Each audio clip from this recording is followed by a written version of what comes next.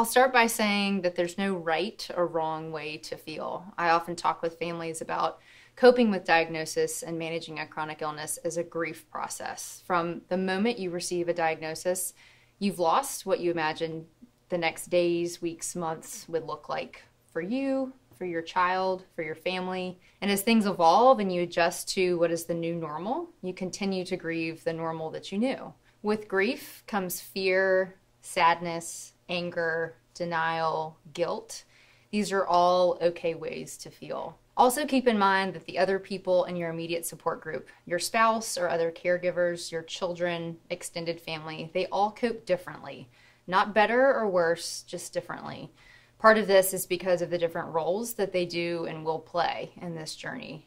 When a child is diagnosed with cancer or a chronic illness, it's often a divide and conquer approach of who's going to be in clinic, who's going to be holding down the fort at home, whose job will flex to account for all of this, who's taking care of siblings. The family system has to change to respond to the patient's needs. With that comes a different experience and therefore different coping patterns for each member of the family. When we research coping, we find that things like seeking social support, problem solving, positive reframing, using humor, religion or spiritual support, and self-care are all adaptive ways to manage the stress of parenting a child with a chronic illness. Social support is a particularly important one, and this can take the form of delegating tasks to family and friends or the form of more emotional support, someone you can talk to, someone that can provide a listening ear, a shoulder to cry on throughout the process. Self-care is another really important one. There's no doubt that this will look different than it did before diagnosis. You'll have to get creative with how and where and when. But if you're someone that always relied on exercise, time with friends, a hobby, for instance, for managing stress, don't throw that out the window in this time.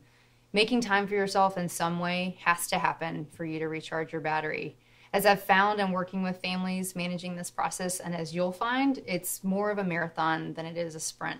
When we start to worry, is if the overwhelm causes parents to disengage and withdraw, to blame themselves if they remain in denial, or if they end up turning to more self-destructive ways of managing stress. Those are times we certainly want to step in and provide more support. We think it's always important to keep in mind that patients, parents, and siblings cope may actually change over time.